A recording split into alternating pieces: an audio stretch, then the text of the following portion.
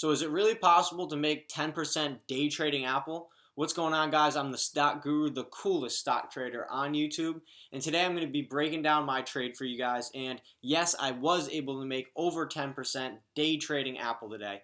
Now, I know you guys might be thinking, well, wait a minute. If you look from bottom to top, Apple didn't even go up 10%. It didn't even go up 5%. How was I able to make over 10%? Well, in reality, guys, I actually traded a move much smaller than this and was able to make that 10% gain. And that's because I'm trading options contracts. I wasn't actually trading the actual shares of Apple, okay? So if you guys want to learn a little bit more about that, I have other videos on that, but you can really do some Googling on that. But options is really just like a leveraged way of trading, okay? So I'm not actually trading the shares of Apple. I'm actually just trading contracts with the underlying stock being Apple, okay? So yes, Apple had earnings last night after the market closed, so that's why I had it on my watch list. I was keeping a close eye on it. Now, if you kind of zoom in here a little bit, I'll give you kind of a breakdown of what I was going through my mind this morning when I was trading it, okay? So I'm watching it pre-market, and I kind of identify this range here of this resistance right here, right? This high point, oops, this high point right here. And then I'm also kind of identifying the support range right here, okay? Now, right off rip to start the day, I don't know if you guys can see that, but we start off going down right away, okay?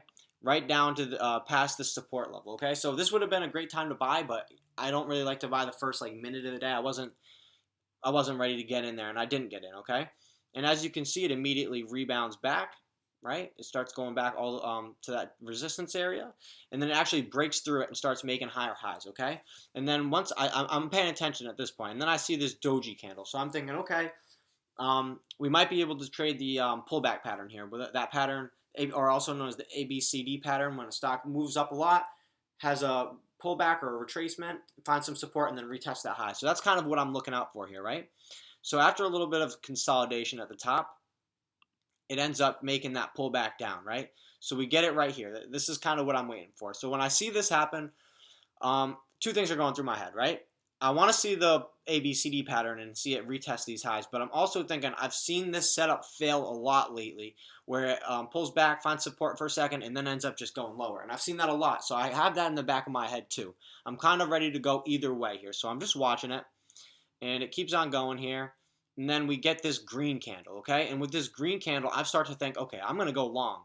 I start thinking that. I'm thinking if this candle, this green one right here, ends up closing above this red candle, if it can close above that, I think it'll go and retest the highs, and I'm thinking I'm going to go long there. Well, right before this candle closes, it actually is hanging around this price for most of the time, and then right before this candlestick closes, it ends up starting to get rejected. And I definitely took that as like a bearish indication. So as soon as this next candle that you guys can't see yet, I'm about to move it over. As soon as this next candle forms and it's a red candle and it starts going down, I get a short position. I buy some puts and I get in before this low here. But I'm expecting it to break below this low here and make lower lows on the day. Or not on the day necessarily, but past this point, right? Um, so yeah, this next candle comes and I was right about that prediction, right? And I was able to get in before this low here, right? I get shorted right around where this red line is. That's kind of what that indicates. And I was able to ride this thing down, okay? I think I sold it like right around this area. Now, if you look and you measure this move, this is only not even a 0.3. This isn't even a half a percentage move. So how was I able to make 10% on it, over 10% on it? Well, I'm going to pull up on my phone here my actual orders, okay? So the options contract that I got, right, is a put, meaning I'm shorting the stock, and I got filled. This contract was at $1.09, so $1.09 when I got filled right here. And when I sold down here, it was at $1.20. So that is a 11% move, about an 11% increase in the price of the contract. Okay, so the options don't go the exact same price as the shares, guys. They don't move the same. The way that the premiums work, they can be incredibly leveraged. So that's why on such a small move, I was actually able to make over a 10% gain because I'm trading contracts that was a contract that was priced at $1.09, and I was able to short it or buy a put, and I was able to get out at $1.20, making 11 cents per contract. Okay, guys, and remember each contract it's 100 of those. So when you this is kind of getting a little bit into options, but when I say $1.09, you're going to have to buy 100 of those. So that's going to be $109, right? So per contract, I made about $11. So that was an 11% move, guys. I just wanted to kind of give you an idea of what my mindset was, and it ends up. Remember, I just thought that I saw a lot of patterns fail, so I was ready to go both ways, and this one did end up failing, and I was able to get in on it and make some money.